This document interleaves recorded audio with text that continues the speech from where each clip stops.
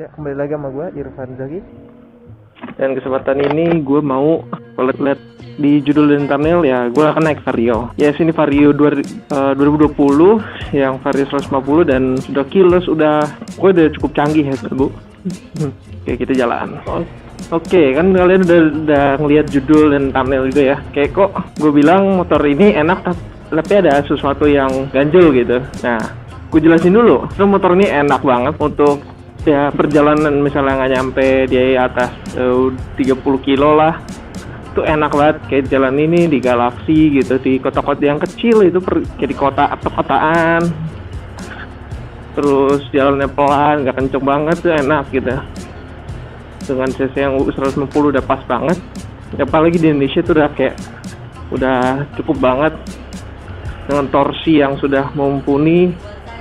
Horsepower sih ya tergantung orang ya. Walaupun di motor mampu sampai 128, yang dimana gue nggak pernah ngetes itu klaim dari Honda. Kalau gue ngetes sendiri ya gue nggak berani juga. Nah, tapi kenapa gue bilang ada sesuatu yang ganjel gitu? Nah, pertama gue duduk aja juga agak ribet nih sebenarnya. Kenapa? Karena bodinya agak kecil. Ya walaupun gue sebelumnya biasa naik Patagonia Eagle lah yang panjangnya berapa kalian tahu, dan gede, walaupun nggak segede yang motor-motor Matic kayak Matic Dasar kayak Forza atau apa, cuma udah cukup gede dan udah cukup berat. Nah, gue naik motor ini gue berasa ringan banget gitu, kayak gue naik motor bebek lah gitu. Memang ini bebek sih maksudnya, bebek kopling gitu. Waktu gue naik Supra GTR tuh udah kecil banget, cuman ya ini lebih kecil lagi dan ringan gitu. Jadi gue agak was-was bawanya. Ini gue bawa 52 aja juga udah agak takut sebenarnya. Maksudnya bukan karena gue nggak berani bawa kenceng gitu. Pernah gue bawa kenceng ini. Waktu itu gue pergi ke BSD bawa 70 lebih, udah yang nyaman lah. Jadi bukan didesain untuk kenceng, dan kalau kalian mencobanya itu nggak enak. Dan makanya gue bilang itu salah satu ya, bukan itu doang, salah satu dari yang kurang dari motor ini. Terus apalagi kurang nggak enak, ini sebagai rider dulu ya, bukan pembonceng. Kalau rider nggak enaknya karena tinggi gue itu di atas 100, ya gue tinggi 172 kayaknya ya, gue lupa terakhir ngitung, itu udah lama banget. Dan posisi spionnya tuh, gue pakai helm full face sekarang, itu gue nggak bisa ngeliat langsung ke spion. Jadi gue harus ngalahin kapan ngeliat spion dan kapan ngeliat jalan. Kalau gue ngeliat jalan, pengen ngeliat spionnya, gue nggak jelas gitu ngeliatnya apa gitu. Jadi gue harus nunduk dikit baru ngeliat spion, dan dimana itu memakan beberapa milidetik. Gue nggak ngeliat jalan secara langsung gitu, jadi agak bahaya sih sebenarnya. Terus apalagi ini mungkin ya tergantung orang ya, cuman gue lebih suka stangnya itu agak lebih lebar. So kalau pendek, ini kan agak pendek gitu, buset arogan bener, agak bikin gue pegel gitu. Karena manuvernya ya walaupun enak ya, manuvernya kan kecil, motor ringan, itu enak banget. Cuman kalau gua lebih sukanya yang lebar gitu. Jadi kalau kecil gini, gua agak permainan di motornya tuh nggak gede gitu. Jadi opini gue ya stangnya kurang gitu.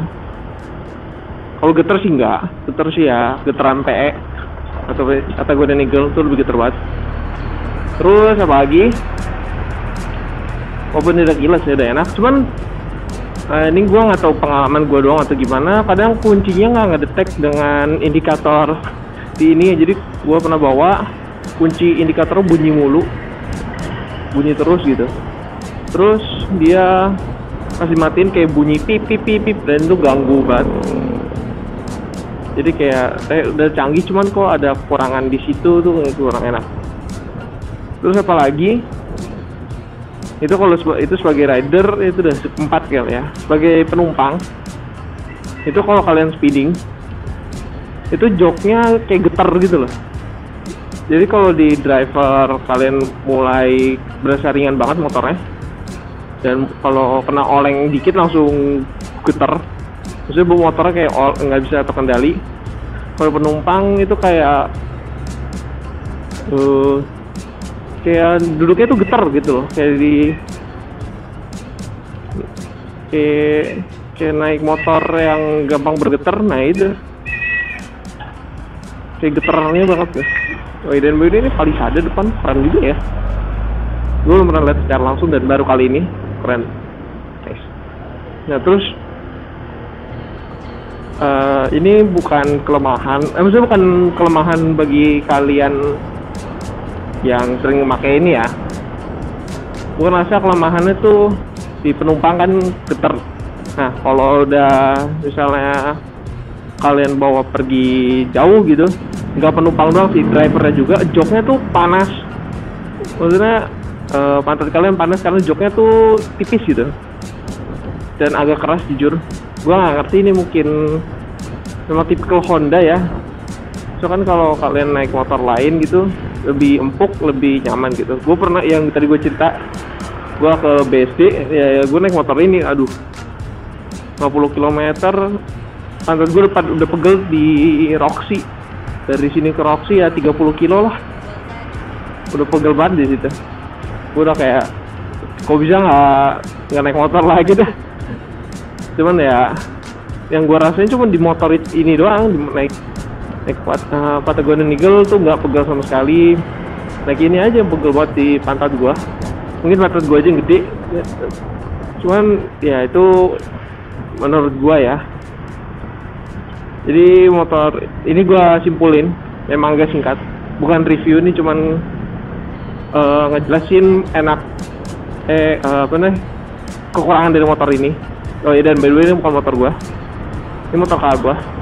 Tapi kadang gue pakai harian, soalnya nganterin paket gitu.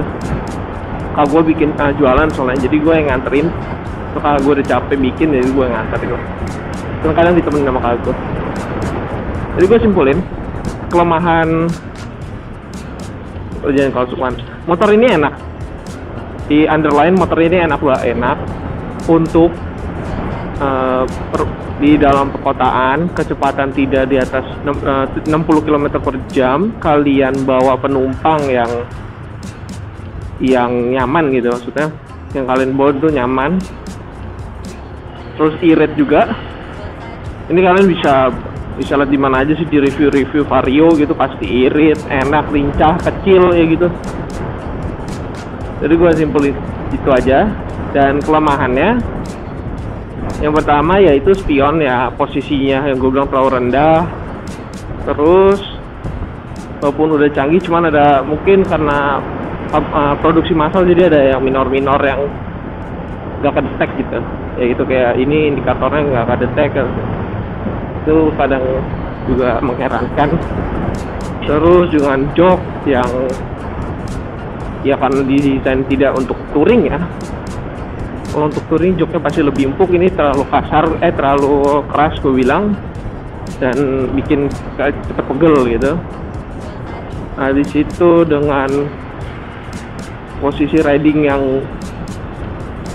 itu sebenarnya dari yang stang ya, yang dimana agak sempit, jadi manuvernya tuh nggak banyak, harus manuver badan, dan itu resikonya lebih besar, apalagi kalau misalnya ada kayak lubang atau apa, nah itu pasti ya. Terus kalau untuk speed penumpang dengan kecepatan di atas 60, penumpang tuh nggak nyaman. Nah itu cukup sayang ya, sebenarnya enak loh motornya, 24 dengan harga 24 jutaan, motornya udah enak. Udah feature-nya udah cukup oke. Cuman ya kurang itu aja. Dan sekian dari penjelasan ya, Vario enak tapi nah itu sudah gue buat. Dan bagi kalian yang suka, jangan lupa like, komen juga tentang motor ini, atau komen tentang video-video gue sebelumnya. Terus serta subscribe ke channel gua biar bisa membantu gua bikin konten dan nyemangatin gua bikin konten ke depannya. Itu aja dan dadah.